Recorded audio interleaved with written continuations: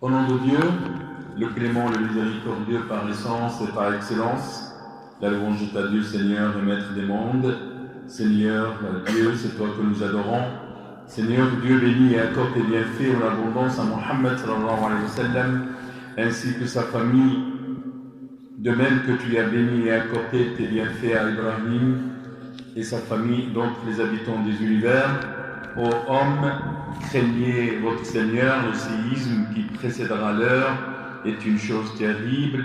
Le jour où vous le verrez, toute nourrice oubliera ce qu'elle allaitait et toute femelle enceinte avortera de ce qu'elle portait, et tu verras les gens ivres alors qu'ils ne le sont pas, mais le châtiment d'Allah est dur.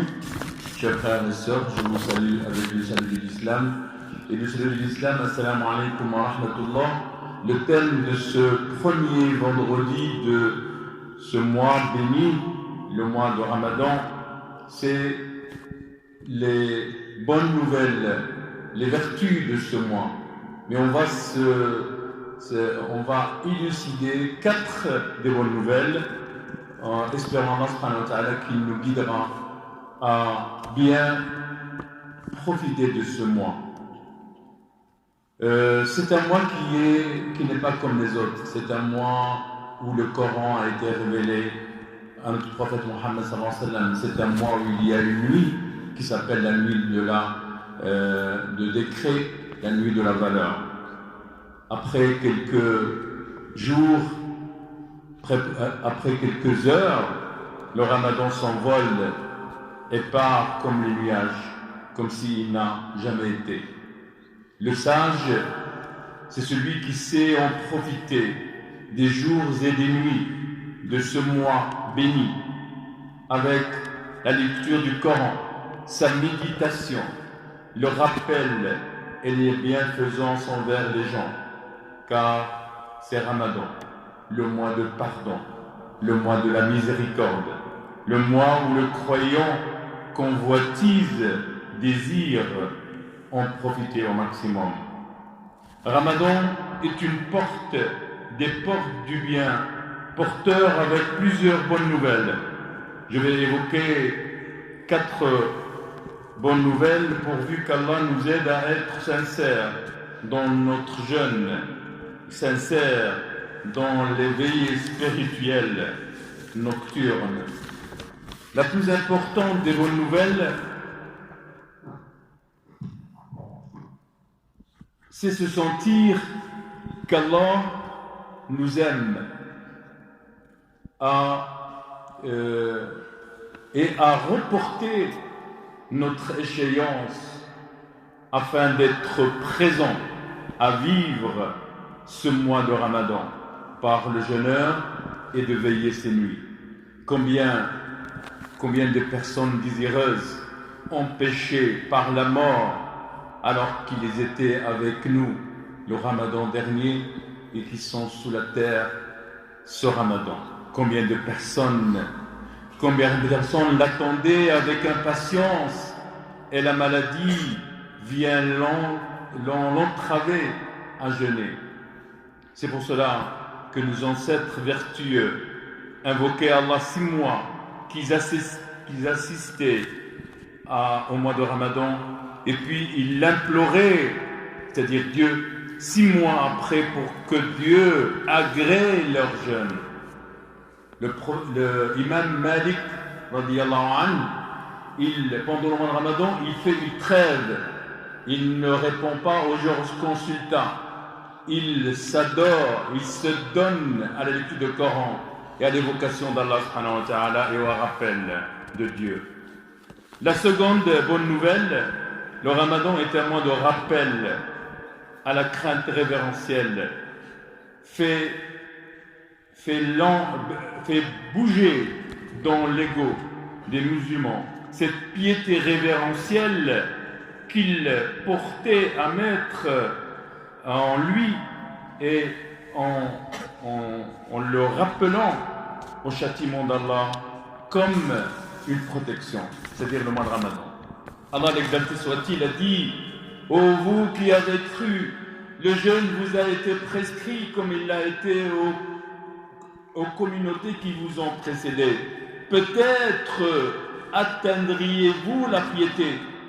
Le but cherché de ce mois de Ramadan, c'est la piété. Mais pour atteindre la piété, il faut travailler, il faut faire un effort plus que d'habitude. La troisième bonne nouvelle, le mois de Ramadan, c'est une occasion de se rattraper, de rectifier le mire, ce qui s'est passé les 11 mois qui sont passés.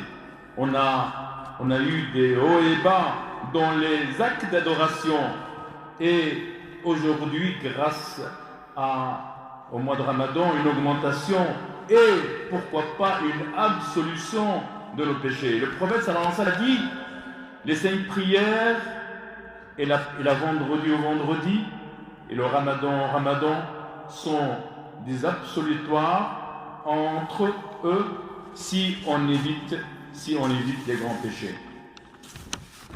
La définition du mois de Ramadan vient de la racine du sable qui est chaud et qui fait brûler les pieds. Et donc le Ramadan vient avec ses œuvres, avec ses ressources pour le musulman, afin de brûler ses mauvaises actions. Et enfin, donc la 4e des bonnes nouvelles, il y en a beaucoup, mais pour des raisons de temps, on ne va pas tout analyser.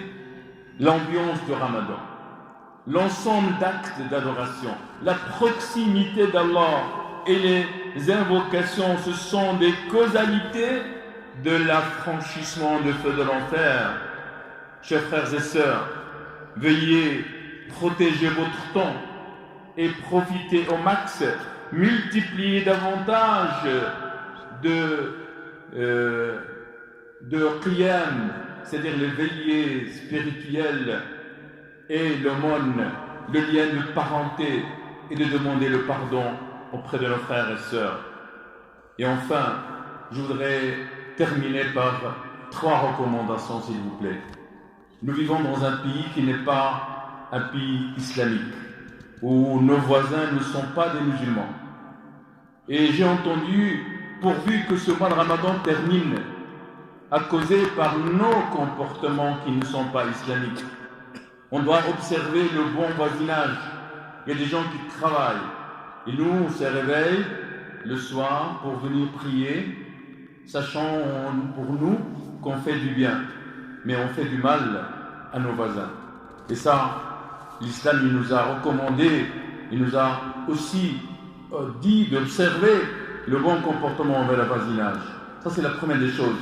La deuxième, nous avons des enfants, et ces enfants doivent respecter parce qu'il y a une école et parce qu'il y a des voisins on ne peut pas les laisser tout seuls devant la mosquée ou dans nos demeures. Et troisième chose, pour nous adultes, qu'on travaille, il faut qu'on respecte aussi qu'il y a un employeur, qu'il y a des collègues, et qu'on ne doit pas venir fatigué, énervé, parce qu'on n'a pas fumé, parce qu'on n'a pas pris notre café, et on doit essayer de donner une belle image de l'islam, une belle image du mois de Ramadan. Ce que vous êtes des émissaires, nous sommes des émissaires de l'islam. Si vous voulez que ces gens nous respectent, il faut qu'on se respecte, et on respecte que des gens ne sont pas obligés de respecter nos habitudes, puisque nous sommes dans un pays qui est multi-religieux, multiculturel.